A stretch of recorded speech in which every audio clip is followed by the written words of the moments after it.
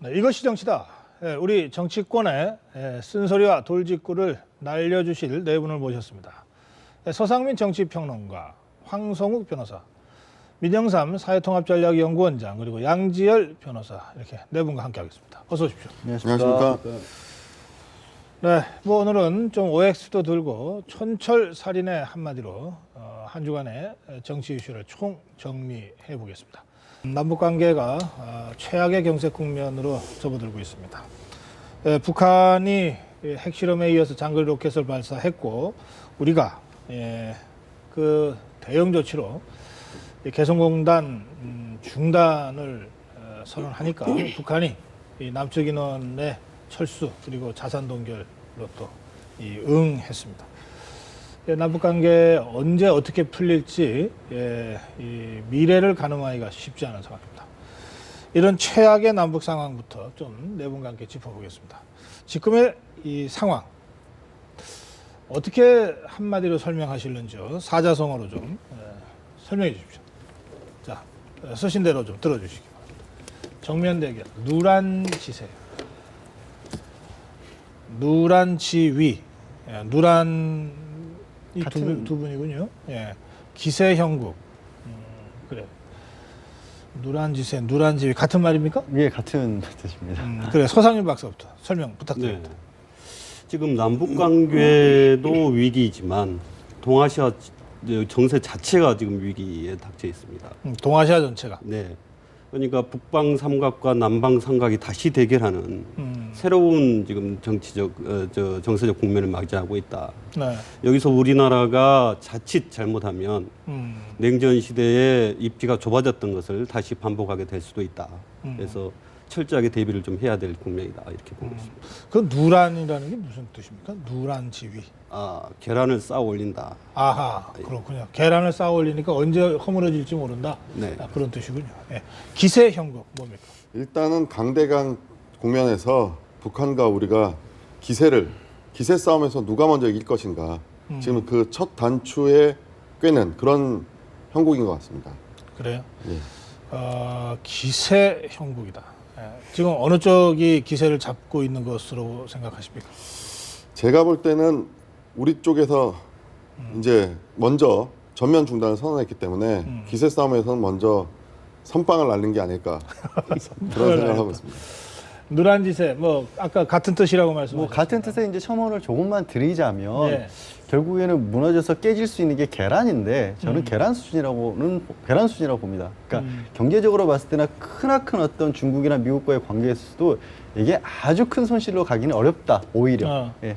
같은 누란이지만 조금은 다른 해석이네요. 그러면 그래, 정면 대결. 결국에 남북 간의 정면 대결이고 네. 나중에 이제 미국, 중국까지 정면 대결로 오는 그런 상황으로 보는데 결국에 대통령께서 고뇌찬 결단으로 그 여하튼 주변 국가들의 그 아주 협조적인 그런 대북 제재를 이끌고 또 평화를 갖다 이끌기 위해서 상당히 그 전투적인 마지막 수단으로 어떤 선택한 게 아닌가. 그래서 현 정국은 정면 대결이다. 알겠습니다. 이렇게 생각이 듭니다. 정면 대결이면서 그러나 이 상황이 잘못 관리될 경우에는 누란지세, 누란지위의 위기에 빠질 수도 있다.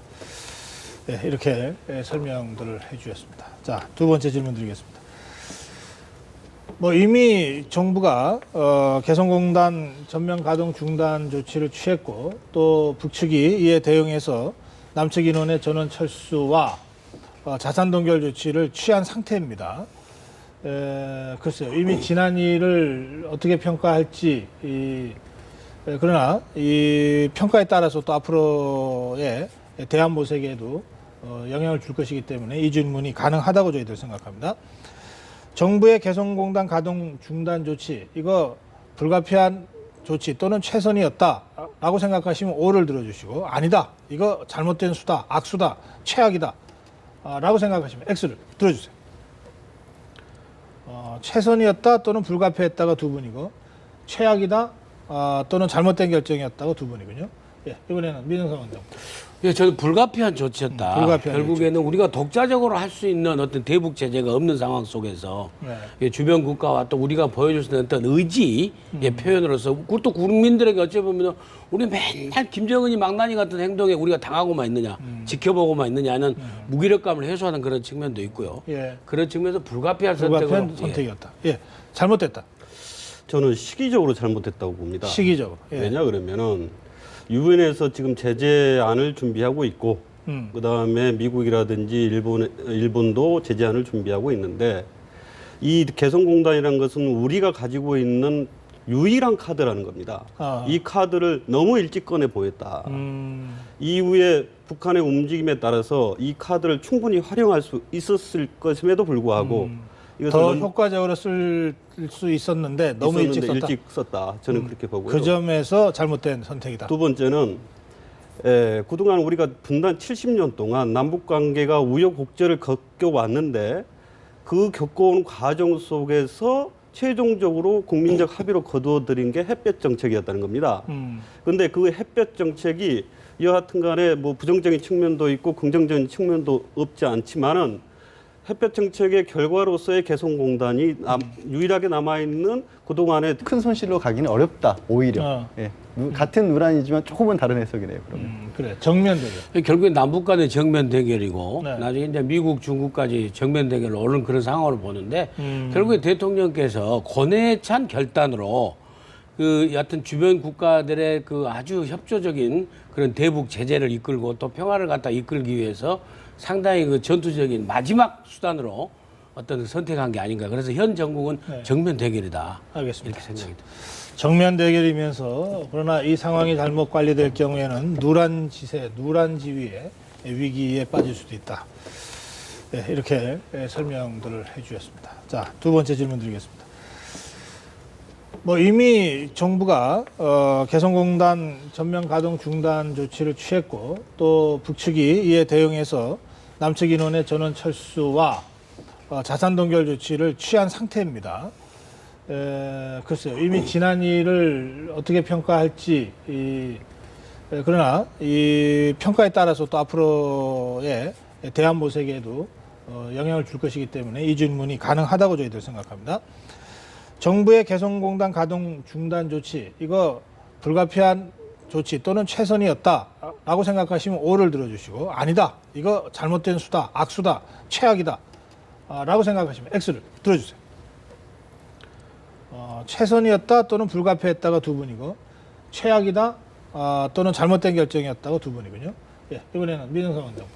예, 저는 불가피한 조치였다. 불가피한 결국에는 우리가 독자적으로 할 수 있는 어떤 대북 제재가 없는 상황 속에서 네. 예, 주변 국가와 또 우리가 보여줄 수 있는 어떤 의지의 표현으로서 또 국민들에게 어찌 보면 우리 맨날 김정은이 망나니 같은 행동에 우리가 당하고만 있느냐, 지켜보고만 있느냐는 무기력감을 해소하는 그런 측면도 있고요. 예. 그런 측면에서 불가피한 불가피한 선택으로 선택이었다. 예, 잘못됐다. 저는 시기적으로 잘못했다고 봅니다. 시기적으로. 예. 왜냐 그러면은 유엔에서 지금 제재안을 준비하고 있고 그다음에 미국이라든지 일본도 제재안을 준비하고 있는데 이 개성공단이라는 것은 우리가 가지고 있는 유일한 카드라는 겁니다. 아. 이 카드를 너무 일찍 꺼내 보였다. 이후에 북한의 움직임에 따라서 이 카드를 충분히 활용할 수 있었을 것임에도 불구하고 이것을 더 너무 효과적으로 쓸 수 있었는데 너무 일찍 썼다. 일찍 썼다. 저는 그렇게 보고요. 그 점에서 잘못된 선택이다. 두 번째는 그동안 우리가 분단 70년 동안 남북 관계가 우여곡절을 겪어왔는데 그 겪어온 과정 속에서 최종적으로 국민적 합의로 거두어들인 게 햇볕 정책이었다는 겁니다. 그런데 그 햇볕 정책이 여하튼 간에 뭐 부정적인 측면도 있고 긍정적인 측면도 없지 않지만은 햇볕 정책의 결과로서의 개성공단이 유일하게 남아있는 그동안의 대북 정책 과정에서의 결과물인데 가시적 성과. 예, 가시적 성과 결과물인데 그것이 이번에 무너졌다. 그런 의미에서 요 조치는 대단히 더 신중해서 해야 되지 않느냐 저는 그렇게 보고 있습니다. 알겠습니다. 불가피했다. 네, 저도 불가피한 선택이라고 보는데요. 일단 북한에서 지금 핵실험 연이어서 핵실험을 했고 미사일까지 쏜 마당입니다. 그리고 국민들이 가장 지금 무력감에 빠져 있었다는 것이죠. 그 무력감을 박근혜 대통령이 이번 결단으로서 우리 국민에게 어떤 의지의 일치 단계를 한번 보였다고 생각이 들고요. 그리고 그 돌아가신 김영삼 대통령 표현을 빌리자면 북핵에 대한 목적을 생각해 본다면 이참에 한번 버르장머리를 한번 고쳐야 되지 않겠습니까? 그 점에서 불가피했을 뿐만 아니라 잘한 조치다 이렇게 말씀하신 것 같고 양재열 변호사. 지금 상황이 현재 진행형이기 때문에 저도 현재 진행 시점에서 지금으로서는 엑스라고 말씀을 드리고 싶은 게 청와대가 후속 조치를 내놓지 못하고 있죠, 전혀.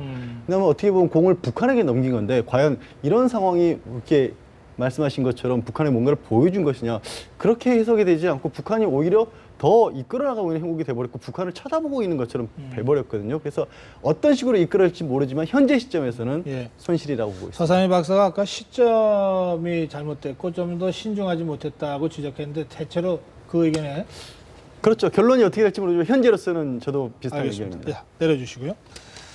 어쨌든 이번 상황에 대한 해석이 정치권에서 각각 다르게 나오고 있는데 새누리당은 햇볕 정책의 실패로 그 원인을 분석하면서 이젠 새롭게 대북 정책의 틀을 짜야 된다 이런 주장을 하고 있고, 그런가 하면 더불어민주당 말이죠. 이거 저 선거를 앞두고 북풍을 어떻게든 좀 해보려고 하는 정치적인 뭐 선택이다 또는 정치적인 의도가 있는 것 아니냐라고 의혹을 제기하고 있는 상황입니다. 국민의당은 안보는 보수다 이렇게 그동안 주장해 왔는데 이 지금 상황에서 분명한 입장을 제대로 밝히고 있지는 못한 것 같습니다. 그러니까 각 당이 좀 복잡한 것 같아요, 속내가. 그래서 지금 각 당의 속마음이 어떤지 한번 써주시기 바랍니다. 그거는 뭐 우리 전문가들께서 해석하시는 겁니다. 지금 새누리당은 이런 마음일 것이다. 더불어민주당은 이런 마음일 것이다. 국민의당은 이런 마음일 것이다. 이렇게 세 당에 대해서 각각 좀 설명을 해주시면 좋겠습니다. 자, 먼저 정리가 된 민영삼 원장부터 설명 듣겠습니다. 예. 네.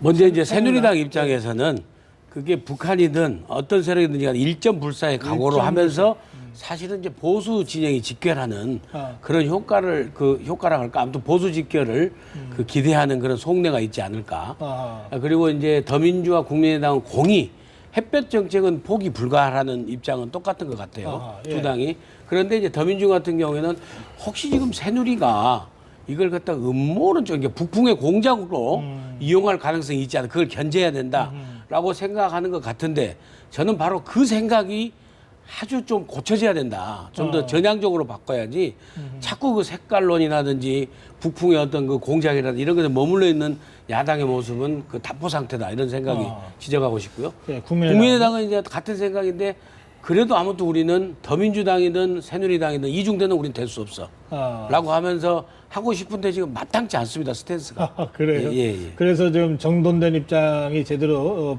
공표되지 못하고 있다. 예, 그렇게 이렇게 보시는 듭니다. 거군요. 예.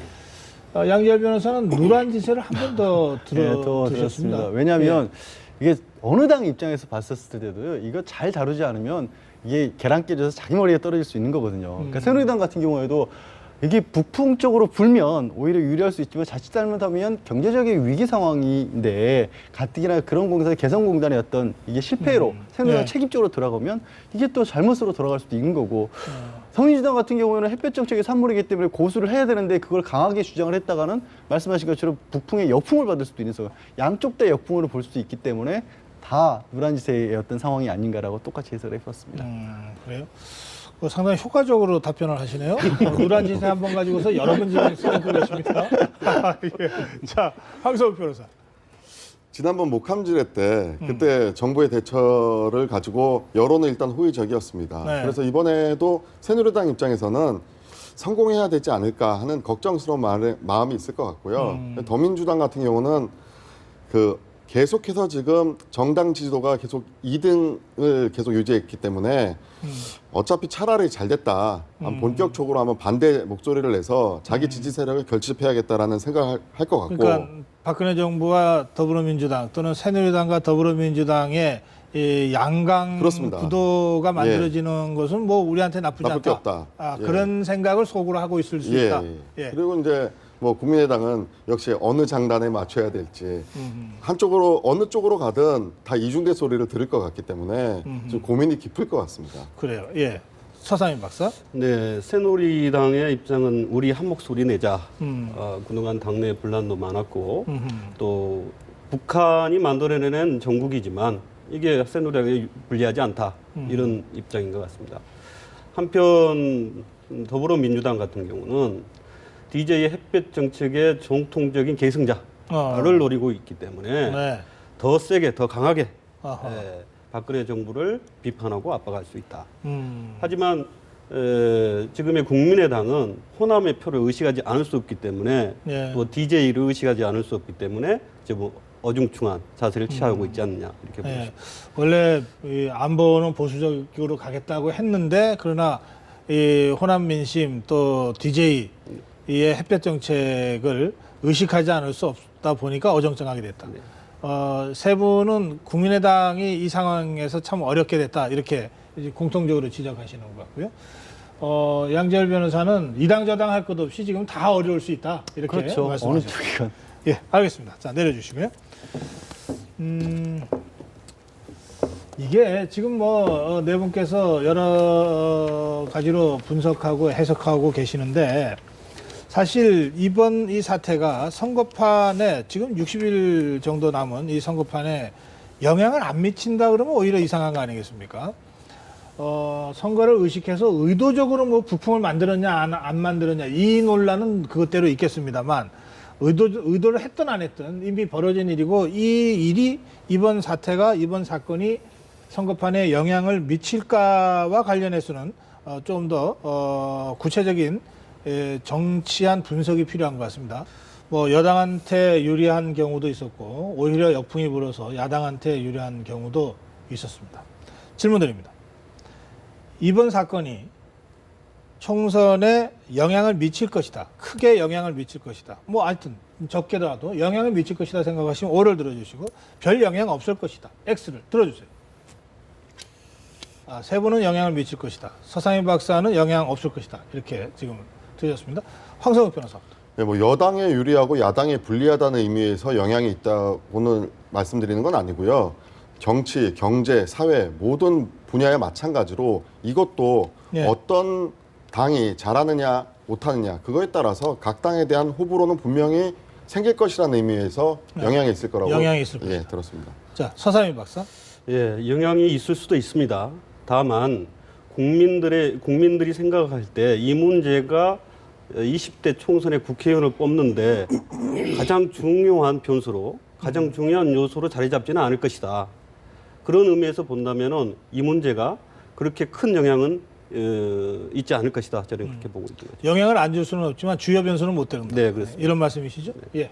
근데 결국에는 경제 상황과 서민들이 유권자들이 느끼는 어떤 정서 이런 것도 불안한 정서라든 이런 것들 때문에 결국에는 영향을 미칠 것이다. 단 이걸 갖다 조직적으로 어떤 정당 차원에서 이용하려고 하고 공작을 하려고 하는 그렇게 될 경우에는 오히려 부정적으로 역풍을 맞는데 또 영향을 받을 것이다. 이쪽이든 저쪽이든 예, 그렇게 생각합니다.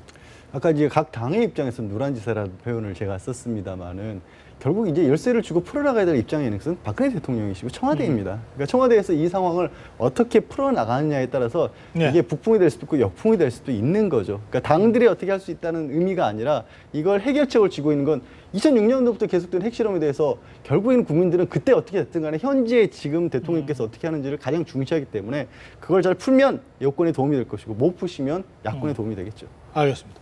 선거가 뭐 60일 정도 남았으니까 이게 제대로 푸는지 안 푸는지는 어느 정도 확인한 상태에서 선거를 맡게 되겠죠. 네. 그런 점에서 양재열 변호사가 앞으로 어떻게 하는가가 중요하다고 말씀하신 거는 뭐 박근혜 정부나 새누리당에게도 그렇고 또는 더불어민주당이나 국민의당한테도 똑같이 마찬가지. 적용되는 그런 얘기가 될 것 같습니다. 자, 이 개성공단 중단 또 철수 사태와 관련된 마지막 질문을 제가 드리겠습니다. 이게 지금 북한이 4차 핵실험까지 했고, 뭐, ICBM, 이 대륙간 탄도미사일로 추정되는 이 장거리 미사일 발사에 성공한 것으로도 일단 보이고, 상황이 상당히 심각해서, 이런 상황이라면, 우리도 핵무장하자. 또 차제에 아예 이 김정은을 제거하는 문제를 적극적으로 검토하자. 그러니까 레짐 체인지를 위한 행동에 돌입하자. 뭐 이런 얘기입니다. 뭐 이런 여러 가지 얘기들이 나오고 있는데 이 중에서도 핵무장론, 자위적 핵무장론이죠. 예. 이 여권 안에서 나오고 있습니다. 필요하다고 생각하시면 O를 들어주시고 불필요하다 또는 지금 그걸 논의하거나 공론화해서는 안 된다고 생각하시면 X를 들어주세요. 세 분이 불필요하다 또는 지금 그 논의해서는 안 된다. 황성혁 변호사는 필요하다 이렇게 주장하셨습니다.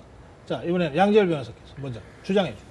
그러니까 이게 법적으로 따지면 일종의 정당방위의 어떤 논리가 될 수도 있을 것인데 예. 실제로는 정당방위를 우리가 개인적으로 나서 싸우는 거를 별로 그러니까 법이 용인하지는 않습니다. 그러니까 개인 대 개인의 자구책으로 되는 걸 오히려 핵이라고 하는 국제사회 전체에서 없애져야 될 것을 고집하고 있는 북한을 고립시키는 수단이 되려면 우리 입장에서는 당장 우리가 나서서 직접 싸우고 싶지만 그러지 않고 한 발쯤은 물러나 있는 것이 국제사회의 동조를 이끌어내는 데는 오히려 더 도움이 되리라고 그런 보는 거죠. 면에서 자위적 핵무장론, 자위적이라 하더라도 핵무장론은 적절한 대응이 될 수 없다. 예. 이런 말씀이시죠? 자, 황성욱 변호사. 저는 오히려 국제 정세를 고려해 봤을 때 핵무장론이 필요하다고 봅니다. 왜냐하면 동북아시아에 핵 도미노 현상이 일어날 수 있다는 것을 우리 쪽에서도 어느 정도 어필을 해야 중국과 미국이 보다 적극적인 사태 해결에 동참할 것이라는 그런 행동을 유도하기 위해서 핵무장론이 필요하다는 겁니다. 지금 우리가 핵무장을 정책화하자는 얘기는 아니고요. 대한민국 내에서도 이런 여론이 있기 때문에 네. 주변 강국들도 우리를 빼고 얘기해서는 안 된다라는 어떤 그런 측면에서는 이런 논의 자체는 필요하다고 봅니다. 미국과 중국을 행동으로 옮기게 하기 위해서라도 라고 말씀하셨는데 예, 예. 그중에서 특히 포인트는 중국 쪽 일기예요. 그렇습니다. 뭐 미국은 이미 적극적으로 옮기고 예. 있으니까. 중국이 북한을 핵을 억제하고 이 압박하는데 핵심적인 이 변수가 되는데 예. 중국이 지금 미온적인데 이 중국을 적극적으로 움직이게 하기 위해서라도 핵무장론이 필요하다. 그렇습니다. 결국 뭐 일본도 핵무장론을 또 들고 나온다면 결국 예. 중국도 안 움직일 수 없을 것 같습니다. 서상희 박사. 중국 얘기가 나왔는데. 그게 우리가 핵을 갖는다고 해서 중국이 움직일 것이냐 말이 안 되는 얘기입니다. 왜냐 그러면은 중국의 입장에서 보면 중국은 지금 핵무기를 한 500여 개를 가지고 있습니다. 네. 우리가 한두 개 갖는다고 해서 중국이 이 핵무장의 위협을 받아서 자기의 이익을 철회하고 한국 편을 들거나 아니면은 핵 무장을 용인할 것이냐 그건 그렇게 보지 않습니다. 대신에 핵을 가지게 된다면 우리 국민들이 먼저 핵지대에 있다는 겁니다. 어떻게든 간에 핵 무장은 핵 전쟁을 가정하고 만드는 것이기 때문에 우리 국민들이 불안하고 예. 또 안전을 지킬 수 없다는 문제가 심각하게 대두된다는 겁니다. 예, 민영상 원장. 결국에는 핵을 우리가 갖게 돼버리면 일본이 가만히 있겠습니까? 일본은 지금 기술적으로 뭐 3개월, 6개월 안에 바로 핵을 만들 수 있는 그런 기술을 갖고 있다. 그래서 결국 이 동북아 이쪽이 완전히 핵 도미노 현상으로 핵 창고가 돼버리지 않을까. 그런 측면에서 정부 당국이 하는 것은 말이 안 되고 또 우리가 핵을 가진다는 것은 말이 안 된다고 생각을 하고요. 예. 단 정당이나 사회단체에서는 우리의 국제적 협상력이랄까 이런 걸 강화시켜주기 위해서 이런 주장을 충분히 할 수는 있다. 저는 그렇게 좀 나눠서 생각해 봅니다. 아, 그래요. 예. 반론하시겠어요? 아니요, 그럼 오를 드셔야 될 것 같은데요. 아주 강력한 반론입니다. 아니 그렇게 주장하려면 오늘 드셔야지. 아, 저는 핵 만드는 것에 반대. 저도 론을 주장했습니다. 아, 그래요. 뭐 알겠습니다. 예, 내려주시고요. 이제 이 남북 문제는 좀 이 정도로 적고요. 이 정치권 이슈를 몇 가지 좀 질문드리겠습니다. 여당부터 할게요. 이항구 공관위원장, 이 공천관리위원장입니다.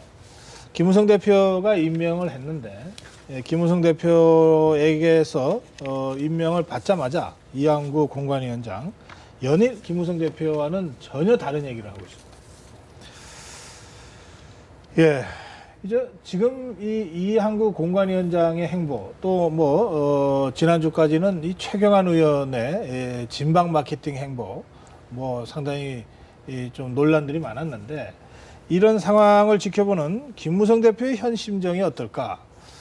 한번 5글자로 표현을 해주시죠. 이번에도 또 누란 지세가 나옵니다. 다섯 글자라서. 예.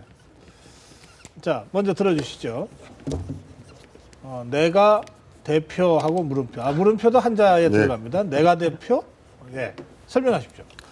지금 이한구 위원장 들어오신 다음부터 김무성 대표의 언론 보도라든지 발언이 많이 적어지셨습니다.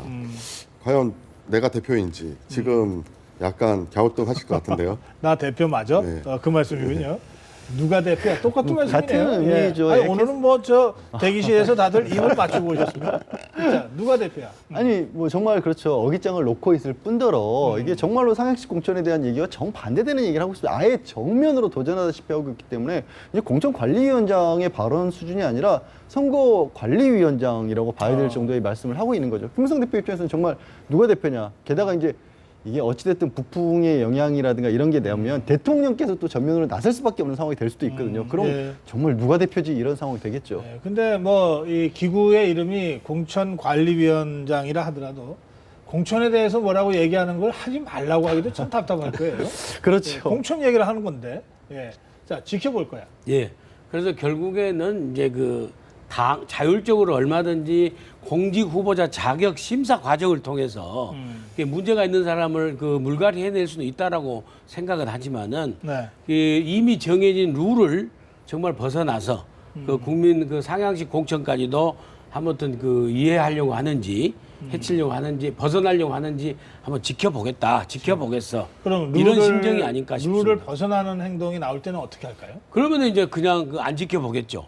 예, 좀 자리에서 일어나든지. 자리에서 일어나든지 안 지켜보겠죠. 그런데 현재 그 공천관리위원 3분의 2가 동의해야 무슨 결정들이 된다고 합니다. 예, 알겠습니다. 일단은 지켜볼 것이다. 미치겠네. 그 설명 안 해도 알겠는데요. 그래도 설명하신다면? 정말 답답한 심정일 것 같습니다.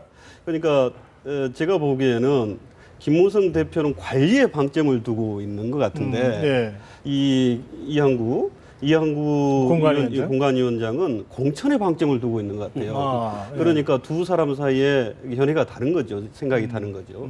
그걸 보고 있는 김무성 대표의 심정은 정말 미치겠네. 정말 되는 일 없네. 이런 심정이 아닐까 싶습니다. 근데 왜 임명을 했을까요? 그러니까 관리만 할 줄 알고 임명을 했는 거예요. 만약에 그렇다면 너무 순진한 거 아닌가요? 제가 그래서 김무성 대표의 그 암묵적, 그러니까 가만히 보면 최경환 전 부총리도 절대 김무성 대표는 공격을 않더라고요. 그래서 지금 암묵적으로 친박과 김무성 대표 사이에 그런 해석을 계속 하셨죠. 차도 살인지게 그런 의미에서 그 절대 받을 수가 없죠. 이분은 전략 공천을 주장하시는 분인데 그래도 이 공관위원장을 받은 게 아닌가 하는 생각을 역시 차도살인의 의혹이 있다. 알겠습니다. 그래요. 지금 뭐 김무성 대표의 심정을 여러분들이 이렇게 추측을 해주셨는데 이한구 공천관리위원회 위원장, 공관위원장, 이한구 공관위원장 워낙 뭐 이 사선 중진에다가 또 소신이 강하고 그렇죠. 또 성격이 아주 강합니다. 캐릭터, 이른바 캐릭터가 아주 강한 사람입니다. 그래서 아주 거침없는 행보를 보이고 있습니다.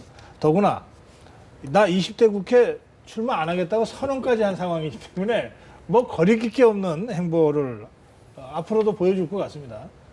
그래서 이한구 변수가 어쨌든 이 여권의 앞으로의 이 상황을 지켜보는데 상당히 중요한 변수가 돼버린 겁니다. 그러니까 이한구 위원장의 발언을 가만히 들여다보면 어쨌든 컷오프 하겠다는 얘기 같습니다. 그리고 뭐 우선 추천으로 표현되고 뭐라고 표현되건 어쨌든 필요한 경우에는 전략공천 해야 된다고 주장하고 있는 거죠. 그러니까 이 두 가지, 컷오프 없다. 그다음에 전략공천 없다. 이게 김무성 대표가 지난 1년 동안 했던 공천하고 입만 열만 했던 얘기인데 이 두 가지를 정면으로 지금 부정하고 있습니다. 그래서 이한구 공관위원장의 의도가 뭐냐. 이게 친박계 핵심 뭐 중진 의원이기 때문에 친박계의 지지를 받아서 이렇게 한다면 결국은 비박계를 학살하겠다는 거냐. 뭐 이런 의혹이 비박계 쪽, 김무성 대표와 비박계 쪽에서 나오고 있는 상황입니다. 질문 드립니다. 비박계의 공천 학살이 다시 일어날까? 일어날 거라고 생각하시면 O를, 그렇지는 않을 것이다 생각하시면 X를 들어주세요. 야, 세 분이 일어날 거라고 보시는 거네요. 일어날 거. 민영선. 결국에는 대통령의 국정 철학을 뒷받침하고 이 여당의 국회에서 활동하지 못한 그런 그 배신의 정치, 그걸 갖다가 심판하는데 친박 이양구 공관위원장이 이 컷오프 제도, 당헌 당규에 있는 그런 그 제도를 들고 나오지 않을까. 그래서 저는 자연스럽게 그 길로 간다 봅니다. 그렇지는 않을 것이다.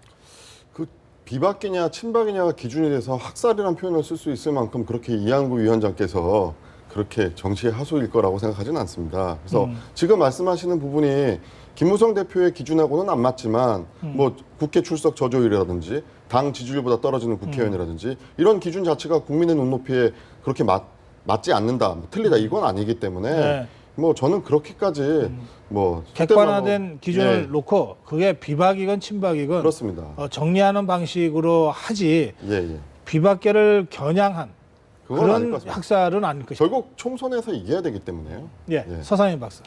예, 학살은 아니더라도 추려내는 것은 가능하지 않겠느냐. 학살이 아니면 왜 X를 드셔야죠. 아니 그러니까 여기서 학살이라는 단어는 좀 예. 이제 공격적으로 좀 강한 것이다. 강한 예. 것이니까 좀 그런데요. 문제는 이한구 위원장이 전략 공천이라는 말을 꺼낼 때부터 이것은 예비됐던 것이 아니냐. 그렇다고 자기 편을 솎아내겠느냐. 그건 아닐 것이다. 그렇다고 그런다면 상대편에서 솎아낼 텐데 그 솎아내는 규모는 학살 수준은 아니지만 상당 부분 어쨌든 솎아낼 비박계를 네. 겨냥한 네.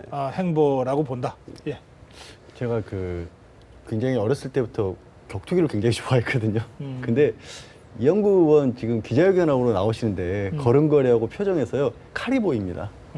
정말 저 표정과 저 말투는요 마음속에 이미 결심을 하신 자세예요. 다만 어느 정도냐면 이제 학살의 표정에 대해서는 저는 지역적으로 한계를 좀 정해두고 그러니까 전반적인 어떤 학살이 아니라 타겟만 명확하게 해서 잘라낼 부분 잘라내겠다는 작심을 하고 계신 걸로 보입니다. 아 그래요? 예, 지금 저 이한구 의원 모습이 보이는데 뭐 제가 이한구 의원하고 인터뷰를 상당히 많이 했습니다. 평소에 저런 모습이에요. 그러니까 늘 칼을 품고 다녔다고도 할 수 있고. 뭐 그럴 수도 있습니다. 알겠습니다. 예, 내려주십시오. 그래요. 근데 이런저런 얘기하다 보면 결국은 유승민 의원 얘기로 귀착되더라고요. 근데 이한구 공관위원장이 구체적으로 얘기했어요. 유승민 의원 같은 사람 이거 당연히 공천해야지 무슨 소리냐 이렇게 발언을 한 거죠. 네. 그래서 이거 질문을 이게 드려야 되는지 잘 모르겠는데, 그러니까 이렇게 얘기했습니다. 이한구 공관위원장이 우스운 얘기다. 유승민 의원이 저성과자냐 비인기자인가 상식적으로 누구를 붙들고 물어봐도 여기에 해당되는 사람은 아니지 않느냐. 이 정도는 상당히 강하게 얘기를 한 겁니다. 그럼에도 불구하고 유승민 의원 공천될까 아니면 잘릴까 이 질문을 제가 드리지 않을 수 없습니다. 공천될 거라고 생각하시면 O를 들어주시고 공천 못 받을 것이라고 생각하시면 X를 들어주세요. 2대2로 엇갈렸습니다. 자, 공천될 것이다. 네. 저는 유승민 의원까지 드러낸다고 그런다면 이건 아주 속이 좁은 정당 내지는 속이 좁은 공천관리위원회라고 낙인이 찍힐 가능성이 높다는 겁니다. 새누리당 전체를 살리려고 그런다면 유승민 의원을 타겟으로 한 공천 박탈 내지는 떨어뜨리는 것은 하지 않을 것이다. 아무리 마음에 안 들어도 네, 더 큰 정치적인 계산을 따르면 네 그렇습니다. 유승민 의원은 공천할 것이다. 그렇습니다. 알겠습니다. 자, 안 할 것이다. 현직 원내대표를 드러낸 정당인데 저는 공천 아무것도 아니라고 생각합니다. 어허. 그렇죠. 그건 딱 공천에서 발표해버리면 그건 끝이고, 아니, 당의 대표도 공천을 안 주는 게 다반사 아니겠습니까? 아하. 그리고 또 겸하게 어떤 이한구 의원도 들어가 있긴 하지만 어떤 시민단체에서 여러 가지 성적표에 대해서 300명을 성적을 맺는데 200등대 다 이한구 의원도 들어가 계시고 유승민 의원도 들어가 계시더라고요. 큰 정치 하느라고 뭐 번외 출석률이 낮았던지 어떤지 모르겠지만 네. 이것저것 다 합쳐서 시민단체 기준에 의하면은요 낮은 데에 가 있어요, 두 분 다. 그래요. 그런 점이 있습니다. 지금 말씀 나온 김에 사실 이게 국회 출석률이나 법안 발의 건수를 갖고 얘기할 때 대체로 그게 시비에 걸리지 않기 위해서 정량적 분석을 많이 하거든요. 그렇죠. 실제로 중요한 건 정성적 분석인데 내용을 분석해야 되는데 이거는 주관적이고 자의적이다라고 하는 비판을 받을 소지가 크기 때문에 정량적, 누구도 시비 걸기 어려운 정량적 분석을 하다 보면 국회 출석 얼마나 했냐 뭐 이런 거 아닙니까? 그러니까 이제 국회의원들이 바보입니까? 알죠. 그러니까 어떻게든 출석은 하고 한 5분 있다가 나가요. 그렇죠. 그래도 출석으로 체크가 되는 거예요. 웬만한 법안이면은 내용도 모르지만은 서명을 같이 합니다. 그러면 법안 발의 건수에 들어가는 거거든요. 이래서 실제로 당 지도부나 대권 주자들은 이 객관화된 정량 분석에 있어서는 등수가 밀릴 수밖에 없어요. 이제 아까 말씀하신 대로 그래서 당 대표나 원내 대표나 상임위원장들이 이제 자꾸 이제 떨어지는데 아마 유승민 의원도 이제 그런 방식으로 계산하다 보면 그렇게 되는 모양입니다. 하여튼 뭐 이런 거 저런 거 감안해서 안 줄 것이다. 줄 것이다. 줄 것이다? 예, 줄 것이다. 유승민 의원이 위협이 되려면요 세력을 형성해야 되는데 그게 아니라 닭을 덜렁 유승민 의원 주변에 있는 분을 다 이제 학살을 시키고 유승민 의원만 공천을 줘버리면 어떻게 보면 학살에 대한 명분도 생기고요. 이건 학살이 아니다. 정말 컷오프 공정의 심사에서 된 것이라고 유승민 의원만 남기면 오히려 고사될 것이다. 예. 네, 뭐 저는 정치적 게임 차원에서 보지는 않고요. 예전에 그 행정입법 수정 의무화 파동이 한번 있지 않았습니까? 예. 그때 이미 새누리당 정체성과는 맞지 않는다는 결론이 난 것 같다는 의미에서 공천을 받지 못하시지 않을까 이런 생각을 해봅니다. 그 아까 저 이항구 공관위원 의원도 그 얘기를 했어요. 어느 당인지 헷갈리게 하는 사람. 거기에 해당된다 이런 말씀이에요. 예. 알겠습니다. 제가 질문을 공천을 줄 것인가 말 것인가라고 드렸는데 뭐 제가 시간도 별로 없어서 했습니다만은 이게 뭐 누가 죽어 말고 할 일은 아닙니다. 룰이 있고 룰에 따라서 정리가 될 텐데 제가 그냥 편의적으로 줄 것인가 말 것인가 이렇게 압축해서 질문 드렸다고 여러분들이 좀 이해해 주시면 좋겠습니다. 자, 야권 상황 좀 짚어보겠습니다. 야당에서도 고강도 공천 개혁을 지금 예고하고 있습니다. 김종인 대표 더불어민주당의 김종인 비대위원장은 탈당자를 제외하고 지금 남아있는 국회의원 중에서 현역 20% 컷오프라고 하는 룰을 그대로 적용하겠다. 뭐 이런 입장입니다. 홍창선 공천심사위원장은 거기서 한 발 더 나갔습니다. 더 큰 폭의 이 물갈이가 필요하다. 이렇게 얘기하고 있습니다. 이 질문을 한번 드려보죠. 그래서 이게 뭐 당 비대위원장, 공천심사위원장이 다 물갈이를 대폭 하겠다는 거니까 할 건가 말 건가 이 질문은 뻔한 것 같고요. 몇 %나 할까? 숫자를 써주십시오. 그동안 총선에서 대체로 40% 내외의 물갈이를 해왔습니다. 그리고 그렇게 많이 한 당이 여러 상황에도 불구하고 선거에서 좋은 결과를 거둔 일들이 많기 때문에 물갈이 하는데요. 자, 이번에 더불어민주당은 과연 얼마나 물갈이 할까? 50% 이상, 20%, 20%, 빼고 20%? 이 뭡니까? 빼고 20%. 탈당자 빼고. 예. 남아있는 사람들 중에서 20%. 예. 탈당자 하면 한 명이래요. 그러니까. 20% 정도, 20% 이상 할 거다. 예. 어느 정도? 30? 20, 30% 정도. 30%. 예. 왜 20이라고 딱 못을 박습니까? 두 분은? 저 혁신이 아니 20%지 않습니까? 예. 그것을 또 뛰어넘으면 지금 더불어민주당에 있는 주류 친노 그룹이라고 하는 주류에 포함될 확률이 그러면 높다고 이를테면은 저 노영민 의원 같이 뭐 사정이 이러이러게 돼서 불출마 선언한 사람들도 다 빼고 얘기하는 네, 건가요? 그렇습니다. 그 사람들 다 빼고 네. 20%를 하면 결과적으로 나중에 그 사람들까지 포함할 경우에는 뭐 전체 30% 물갈이했다 이렇게 또 주장할 수 있겠네요. 맞습니다. 예, 그런 의미에서 20%. 예, 네, 같은 의미입니다. 예, 50% 이상이 나왔습니다. 저는 약간 예. 그 서 박사님 의견하고 비슷하면서도요. 아니 더불어민주당 의원들이 다들 떨겠습니다 지금. 예. 아니, 근데 뭐 제가 약간 국민의 입장에서 19대 국회에 대한 국민적 평가를 한번 생각해 본다면 이번 20대에서 더불어민주당이 승리를 하기 위해서는 이 정도 혁신은 보여주셔야 되지 않을까 그런 알겠습니다. 의미에서 써봤습니다. 황성혁 변호사의 설명을 들으면서 갑자기 이 질문이 생각났습니다. 19대 국회 뭐 아주 평가가 낮다고 그러는데 여러분은 점수 몇 점 주시겠습니까? 점수를 써주십시오. 19대 국회를 몇 점을 주시겠습니까? 그래야 이게 물갈이 폭이 어느 정도 돼야 합당하다고 하는 얘기들이 비로소 가능할 것 같아서 이게 질문 순서가 좀 잘못됐습니다만 어쨌든 점수를 다시 좀 0점이 나왔습니다. 20점 나왔고요. 59점, 60점 나왔습니다. 그러니까 60점은 일단 낙제는 면하는 겁니까? 예, 겨우 낙제는 면했는데 그나마 이제 외부적인 사정이라는 것도 있었다. 그러니까 이게 어떤 보면 전국이 굉장히 경색되어 있는 상태에서 국회가 제 역할을 못한 것이지 국회만 문제는 아니었다고 본 거죠. 양재열 변호사는 사람이 너무 좋고 마음이 약해서 늘 60점은 주시는 것 같습니다. 59점. 저는 낙제라는 얘기죠. 낙제. 0점이나 59점이나 똑같다. 네, 그렇죠. 그 얘기죠. 예, 20점. 낙제 주시려면 한 39점 주셔야 되는 거 아닙니까? 뭐 전 19대 국회는 되는 것도 없고 안 되는 것도 없다라는 말로 표현하고 싶습니다. 서상민 박사 0점 주셨네요. 네. 후안이 두렵지 않으십니까? 아, 아닙니다. 안 그렇습니다. 아니, 국민의 눈높이에서 봐야 된다고 봅니다. 예. 이 문제는 국민이 뽑아준 19대 국회의원이 4년 동안 의정활동을 잘해서 국민의 삶을 좀 나게 해달라라고 보내놨는데 네. 자기들이 해야 될 선거구 획정까지도 못하는 상황까지 벌어지고 있지 않습니까? 네. 이런 상황 속에서 어떻게 마이너스가 아닌 게 다행이라고 봅니다. 알겠습니다. 자, 내려주시고요. 이게 마지막 질문이 될 것 같습니다. 저 더불어민주당의 공천 개혁에 대해서 제가 질문을 드렸죠. 이제 국민의당도 똑같은 질문을 드리겠습니다. 그런데 국민의당은 현역 의원이 17명밖에 안 됩니다. 그중에 호남 지역에 기반한 의원이 11명으로 추정되는데요. 이 11명 중에 소속 물갈이 하겠다는 얘기가 지금 나오고 있어요. 그래서 국민의당의 호남 지역 국회의원 11명 중에 몇 명이 물갈이 될 것인지를 한번 예상 또는 주장해 주십시오. 숫자를 써 주십시오. 11명 중에 몇 명은 바꿔야 된다 또는 바뀔 것이다. 예. 자, 4명 이상 나왔습니다. 5명 나왔고요. 4명에서 5명이 나왔습니다. 6명. 역시 저 서상민 의원이 제일 예, 서상민 박사가 제일 좀 과격하신 것 같습니다, 오늘. 자, 6명부터.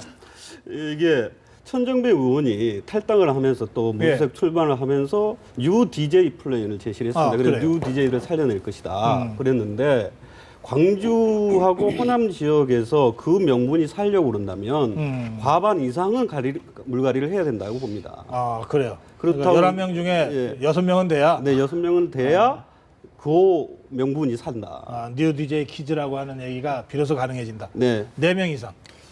어쨌든 현역 의원이 국민의당으로 오시지 않았습니까? 공신적 위치에 있는 분들인데 그렇다고 해서 또 물갈이를 안 하면 선거를 또 이기기가 힘듭니다. 그런 여러 가지 정황을 적절한 봤을 때 균형점이 예, 4명 정도 된다. 예, 5명. 예, 마찬가지 입장인 거죠. 예, 이것도 새로운 정치라는 걸 보여주려면 바꾸긴 바꿔야 되는데 다 바꿀 수는 없잖아요. 4-5명. 예, 이거 안 하면은 20대 국회에서 원내 교섭단체 못 될 겁니다. 아, 예, 저는 그렇게 생각합니다. 어쨌든 절반 정도 예, 해야 예. 된다. 이런 말씀입니다. 알겠습니다. 자, 내려주십시오. 예, 오늘 이 남북관계 질문에다가 이 정치권 질문까지 아주 숨가쁘게 여기까지 달려왔습니다. 고생들 하셨습니다. 고맙습니다. 예.